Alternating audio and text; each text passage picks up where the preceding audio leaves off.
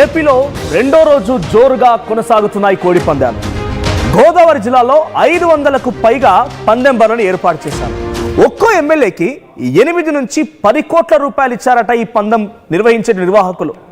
ఒక్క పోలీస్ సర్కిల్కి సుమారుగా 10 లక్షల నుంచి సుమారుగా 15 లక్షల రూపాయల వరకు ముట్ట చెప్పారట. పందెం బరిలో వైపు కనీసం పోలీసులు కన్నెత్తి కూడా చూడడం లేదు. ఈ సంక్రాంతికి పల్లెల్లోకి క్యాసినో కల్చర్ కూడా చేరింది.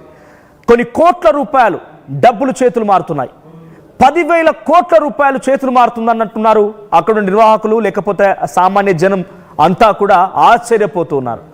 10,000 కోట్ల రూపాయలు చేతులు మారుతూ ఉంటే నిర్వాహకులు ఒక్కో ఎమ్మెల్యేకి సగటున 10 కోట్ల రూపాయలు పంపిస్తూ ఉన్నారట. ఇక పందెం బర్ల దగ్గర విచ్చలవిడిగా మద్యం అమ్మకాలు కూడా జరుగుతున్నాయి. ఒక్కో మద్యం బాటిల్ పైన 40 రూపాయల వరకు అదనంగా వసూలు చేస్తున్నారు. ఉదయం ప్రారంభమై అర్ధరాత్రి వరకు కూడా ఈ కోడి పందాలు కొనసాగుతూ ఉన్నాయి. 2 రోజులుగా గోదావరి జిల్లాలో ఎక్సైజ్ శాఖకి కోట్ల రూపాయల ఆదాయం కూడా సమకూరింది. 2-3 నెలల ముందే ఇతర రాష్ట్రాల నుంచి, విదేశాల నుంచి స్థిరపడ్డ వారికి ఆహ్వానాలు కూడా అందించారు. ఎమ్మెల్యే, మంత్రుల కనుసైగల్లోనే ఈ కోడి పందాలు నిర్వహిస్తూ ఉన్నారు. ఇక గోవా నుంచి క్యాబరే డాన్సర్లు కూడా ఇక్కడికి వచ్చారు. నిర్వాహకులు వారిని తెప్పించారు. అక్కడ ఇష్టానుసారంగా క్యాసినో కల్చర్ని పెంపొందిస్తూ డాన్సర్లని, క్లబ్ డాన్సర్లను కూడా తీసుకొచ్చేశారు. ఇక మూవీ యాక్టర్ల కోసం ప్రత్యేకంగా క్యారవాన్లను కూడా ఏర్పాటు చేశారు. 2 రోజుల్లోనే దాదాపుగా 7,000 కోట్ల నుంచి 10,000 కోట్ల రూపాయల బెట్టింగ్స్ జరిగింది అని చెప్పి తెలుస్తోంది. సరిమైన 10 కోట్ల రూపాయలు లంచంగా ఆ సదరు ఎమ్మెల్యేలకి పంపిస్తున్నారంట. అంటే కమిషన్ మీకు తెలియనే ఉంది.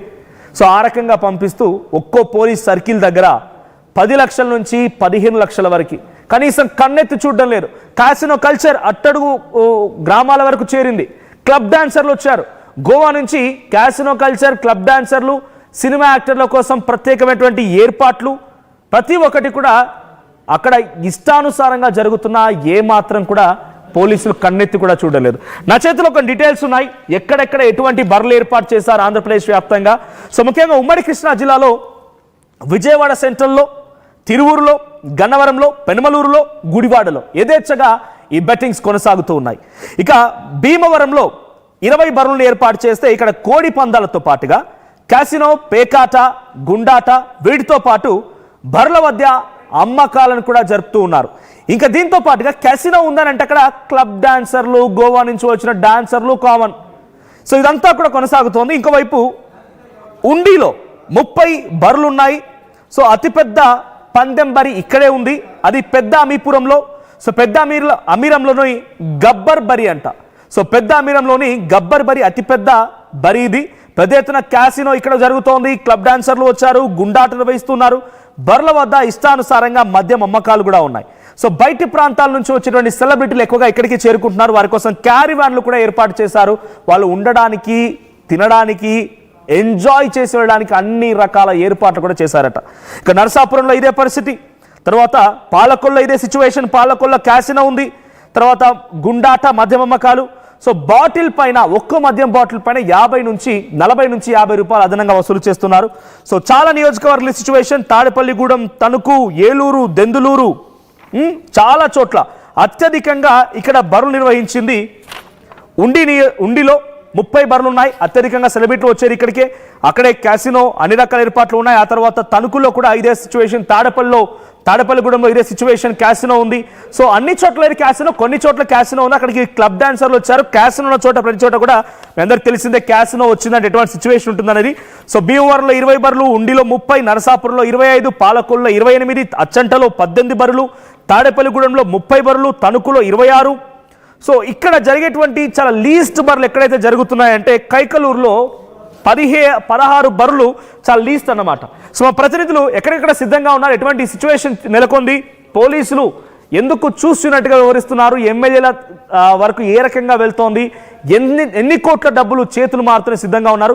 మా ఏపీ ఎంపీ కృష్ణమోహన్ సిద్ధంగా ఉన్నారు. ఫస్ట్లీ కృష్ణమోహన్ అండ్ ప్రకాష్ సిద్ధంగా ఉన్నారు, మనోజ్ కూడా సిద్ధంగా ఉన్నారు. సో కృష్ణమోహన్, సిచ్యువేషన్ ఏంటి? ఈ స్థాయిలో 10,000 కోట్ల రూపాయలు చేతులు మారుతూ ఉన్నాయి.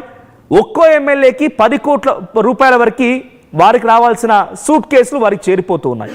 పోలీసులు కనీసం కన్నెత్తి కూడా చూడలేదు. క్యాసినో కల్చర్ వచ్చింది, క్లబ్ డాన్సింగ్ కల్చర్ వచ్చింది, అయినా మారడం లేదు. సిచ్యువేషన్ ఏంటి? అక్కడ స్థానికులు ఏమనుకుంటున్నారు? ఇంతటి స్థాయిలో జరుగుతున్న ఎందుకో ఆ రకంగా అలసత్వం అనుకోవాలా, లేకుంటే మాకు రావాల్సిన వాటా వచ్చిందని నోర్లు మూసుకున్నారా? ఎస్ మనోజ్, ఈసారి మాత్రం ఖచ్చితంగా ఆంధ్రప్రదేశ్లో గతంలో పోల్చుకుంటే 4 రెట్లు ఎక్కువగా బరులు రంగంలో సిద్ధాయి. Not only east Godavari west Godavari కాదు, ఈసారి ఉమ్మడి కృష్ణా జిల్లా కావచ్చు, ఏలూరు జిల్లా కావచ్చు, కొన్ని రాయలసీమ ప్రాంతాల్లో కూడా పూర్తి స్థాయిలో బరులు ఏర్పాటు చేసిన పరిస్థితి అయితే కనబడుతుంది.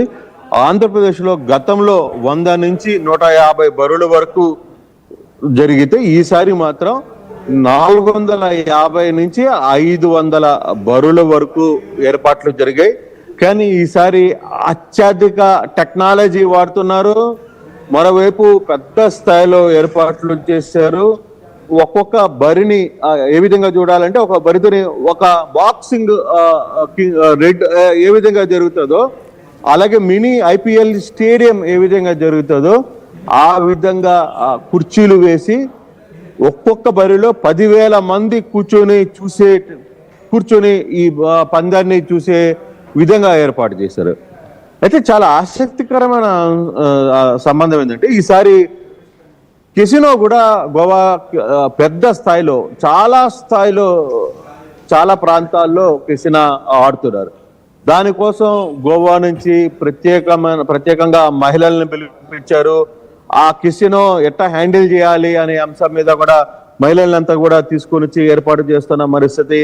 ఒకవేళ ఆ పేకాట బరిలోకి పోవాలనుకుంటే మినిమం 50,000 ముందుగా కట్టి లోపలికి వెళ్లాల్సిన పరిస్థితి ఉంది. కృష్ణా జిల్లాలో చూసుకుంటే విజయవాడ సెంట్రల్ కావచ్చు, పెనమలూరు కావచ్చు, గుడివాడ కావచ్చు, గన్నవరం కావచ్చు, తిరువూరు కావచ్చు, వీటన్నిటిలో కూడా పెద్ద స్థాయిలో ఎప్పుడూ లేని విధంగా ఈ బరులు ఏర్పాటు చేశారు. పేకాట నిర్వహిస్తున్నారు. ఇంకా గుండాట, తర్వాత పేకాట, ఇతర ఆటలు లోపల బయట ఇవన్నీ కూడా రెగ్యులర్ గా జరుగుతున్న పరిస్థితి. ఇక బయటే మద్యం అమ్మకాలు విచ్చలవిడిగా జరుగుతున్న పరిస్థితి. నిన్న ఆర్టీవీ ఎక్స్క్లూజివ్ గా మిర్జాపురంలో కావచ్చు, విసన్నపేటలో కావచ్చు, ఏం జరుగుతుందో ఎక్స్క్లూజివ్ గా చూపించే ప్రయత్నం చేసింది. అసలు ఏం జరుగుతుందో, ఎన్ని వేల మంది హాజరయ్యారు. కానీ ఈ రోజు కూడా పరిస్థితి ఎక్కడ ఏం మారలా. తూర్పుగోదావరి జిల్లా, వెస్ట్ గోదావరి, ఏలూరు, ఉమ్మడి కృష్ణా జిల్లా ఎక్కడ కూడా మితిమీరిన జూదం జరుగుతుంది, జూదం పందాలు జరుగుతున్నాయి. ఇక్కడ మరో ఆసక్తికరమైన అంశం ఏంటంటే మనోజ్, ప్రతి ఎమ్మెల్యే కూడా మినిమం 10 కోట్లు ఒక్కొక్క బరి నుంచి తన నియోజకవర్గంలో 10 కోట్ల రూపాయలు వసూలు చేశారు. అలాగే ఆ బరి నిర్వహిస్తున్న స్థానిక పోలీస్ స్టేషన్లకి 10 లక్షల రూపాయలు డబ్బులు ఇస్తున్నారు. ఈ వ్యవహారాన్ని క్లియర్ గా స్థానిక టీడీపీ నేతలే నున్నా లాంటి ఏరియాలో బహిరంగంగా మాట్లాడుతున్న పరిస్థితి. అది చూసిన తర్వాత ఆర్టీవీ దాన్ని ఎక్స్క్లూజివ్ గా ప్లే చేసింది. దాని తర్వాత పోలీసులు రియాక్ట్ అయ్యి ఏదైతే ఈ 10 లక్షలు మేము పోలీసులకి ఇచ్చామని చెప్పి చెప్పుకుంటున్న నున్న ఆ ప్రాంత బరి మీద పోలీసులు రైడ్స్ చేసి ఆపేశారు. అయితే మళ్ళీ ఈ రోజు ఉదయం నుంచి మళ్ళీ ఆ వ్యవహారం యథావిధిగా కొనసాగుతుంది.